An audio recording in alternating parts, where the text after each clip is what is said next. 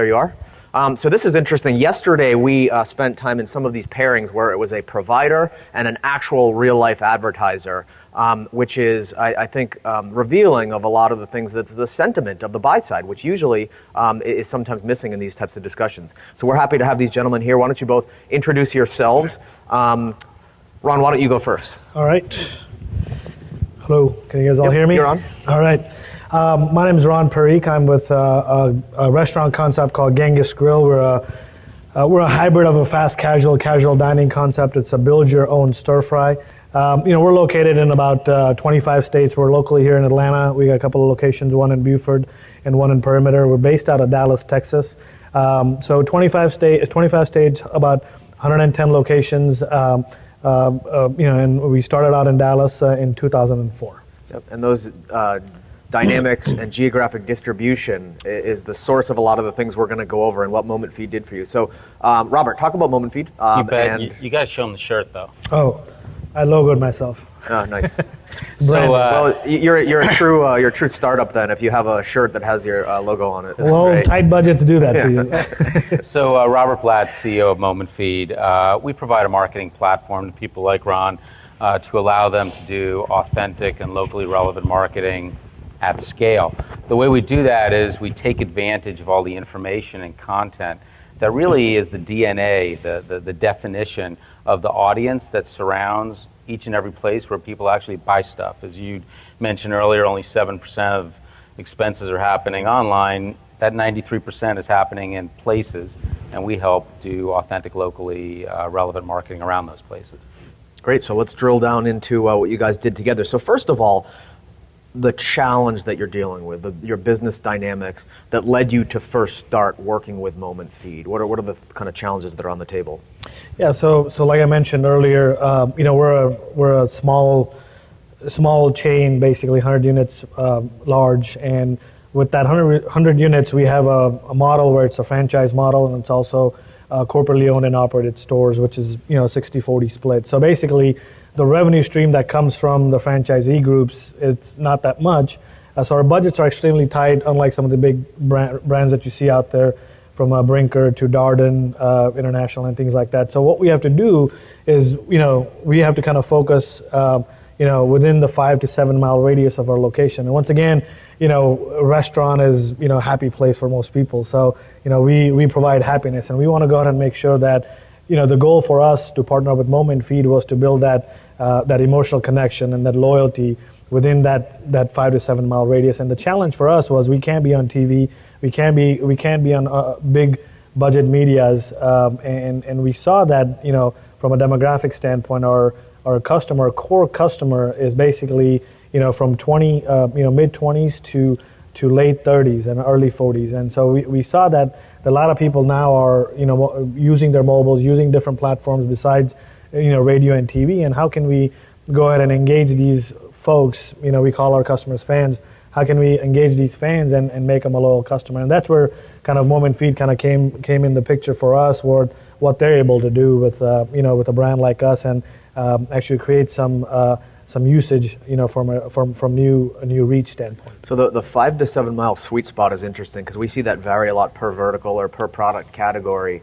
I might go a matter of blocks for batteries, but for a car, I'm going to go, probably 100 miles or so. Right. So 5 to 7 is your sweet spot. That's interesting. Robert, anything to add that on slide what you guys really says it all. I mean, ultimately, you can see that each and every one of his restaurants has a unique audience around it.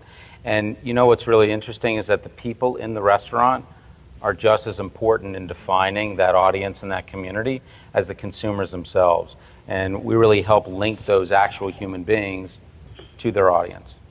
So some other macro factors that kind of compelled you to start to work on your local marketing strategy, both consumer usage and also kind of mobile penetration. Anything what you guys want to say about just the environment we're in that's compelled you to do these things?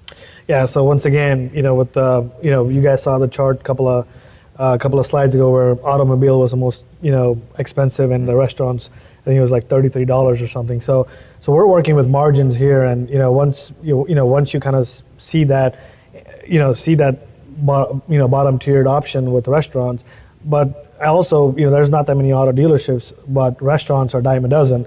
So you got to compete with, that's why the 5 to 7 mile radius is kind of the key. And the frequency of the us. transaction. You might go out to dinner 5 times a month. I hope you're not buying a car 5 times a month. Exactly, yeah. So that was part of the challenge where, or now we're getting your car fixed 5 times a month. Yeah, we're getting that dollar stretch very thin, and that's coming into the restaurants now. Interesting.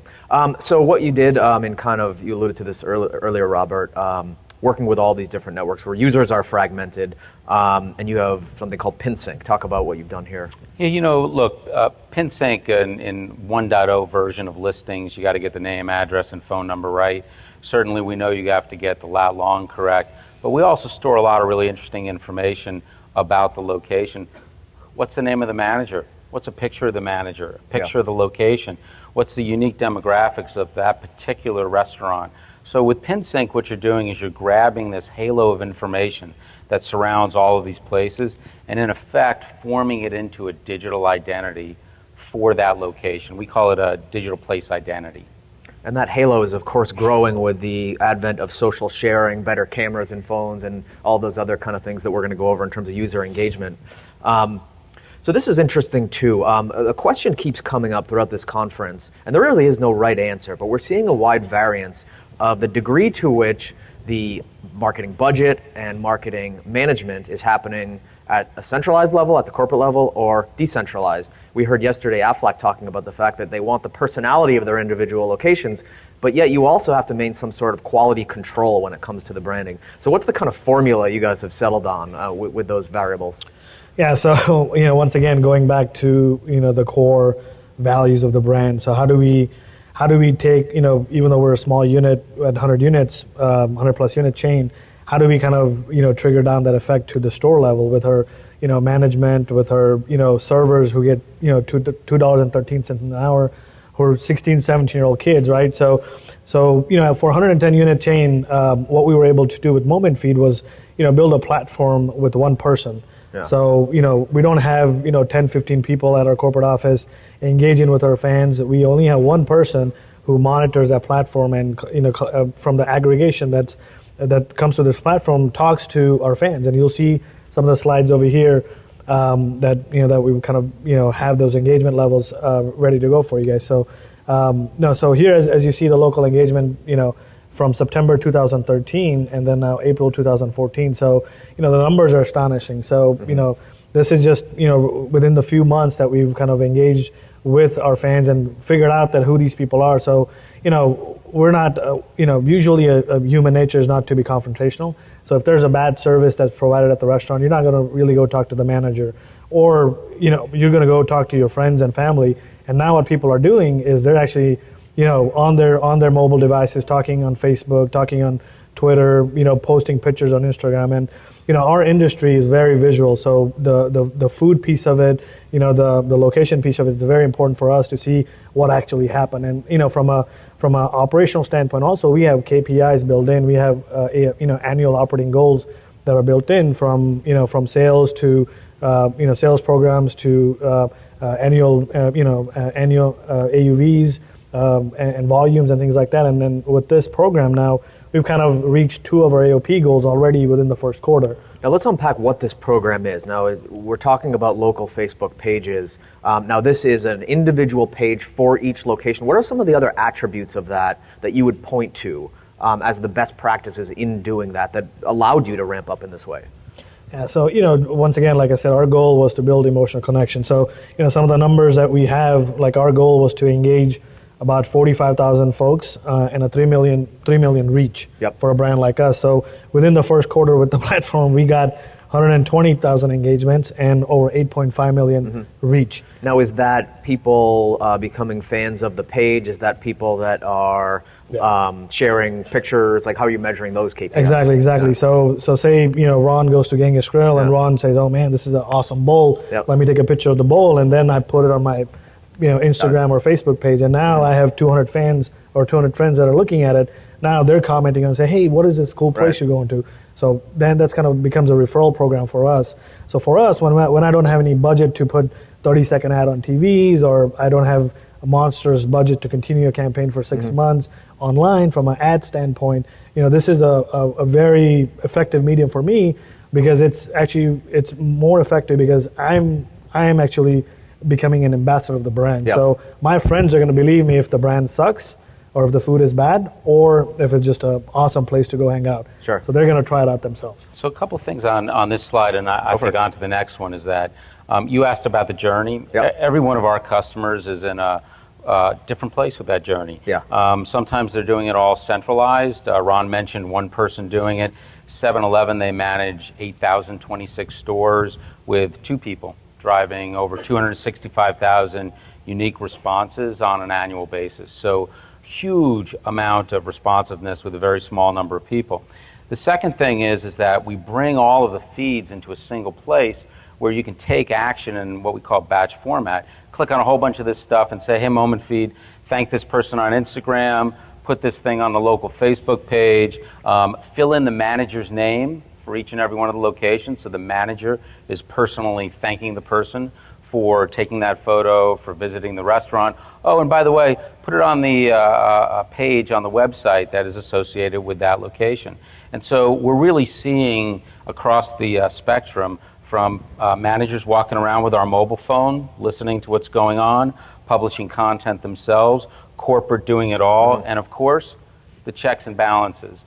Somebody in Ron's store, a manager taking a photo of the 13-year-old drinking a beer. They may think it's entertaining, but Ron back at corporate wants to approve that before it winds up getting posted. Now, the versatility in that spectrum of options, I think, is a testament to Moment Feed. I also like this kind of one-stop shop appeal. In this case, you have the different logos.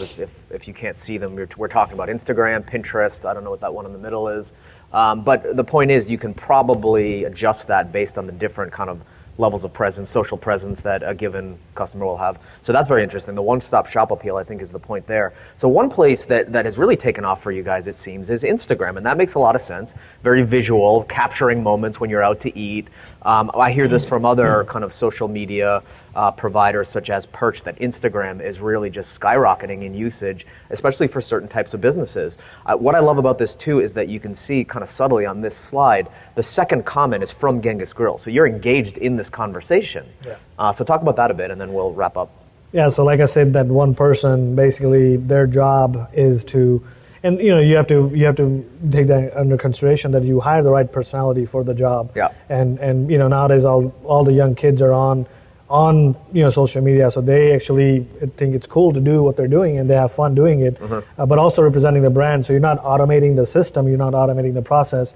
And like I said, it's all about, for us in the restaurant industry, it's all about the people piece of it. It's all about the building that emotional connection, because there's dime a dozen restaurants out there, and how do you differentiate yourself from that? So this is a perfect example where, hey, these guys took pictures of the bowl, and we commented right back, and said, hey, thanks for coming in, a great photo. And basically we also share this on our Instagram page or our Facebook page, and this kind of goes viral, and they appreciate that. Hey, wow, that's the bowl that I made, because once again, our concept is a build your own stir fry bowl. So this is their creation. This is something that they made. So it's Ron's bowl that's going out there to 100 plus thousand fans on our Facebook page. This is also what we're having for lunch today. But what I love about this is that as opposed to some forms of social media marketing where it is brand initiated and then waiting for people to show up and engage with it, this is user initiated. The first kind of taking the picture, sharing it, and then you're somewhere within that feed, but it's user initiated.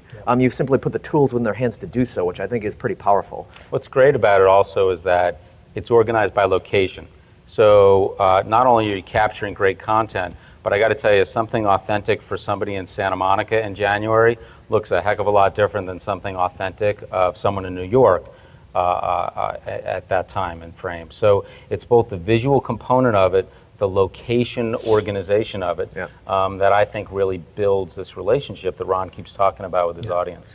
Okay, well, we're out of time. I think that's a good place to end it, but thank you both. And you guys will be available after. And since we're talking about Instagram so much,